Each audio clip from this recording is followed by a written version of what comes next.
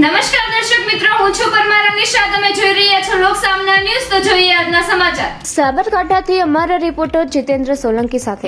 સાબરકાંઠા જિલ્લામાંથી ઝડપાયો બાળ તસ્કરીનું રેકેટ. જિલ્લામાં અંતરિયાળ વિસ્તારમાં થઈ રહી હતી બાળ તસ્કરી.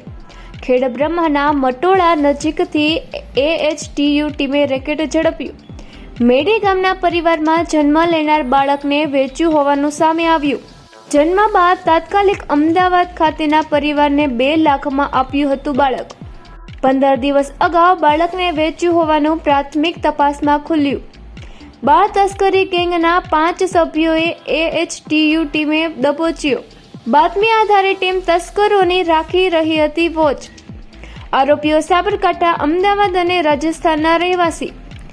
AHTU ટીમે આરોપીઓને ઝડપી લઈ વધુ તપાસ હાથ ધરી. બાળકના માતા પિતા કોણ સહિતની દિશામાં તપાસનો ધમધમાટ. બાળક કોણે વેચ્યું તે દિશામાં પણ થશે કડક તપાસ. સાબરકાંઠા પોલીસની ટીમે અંતરિયાળ સહિત શહેરી વિસ્તારમાં રાખી રહી છે બાળ તસ્કરી સામે વોચ. તો ફરી મળીશું એક નવા સમાચાર સાથે. ત્યાં સુધી જોતા રહો લોક સામના ન્યૂઝ.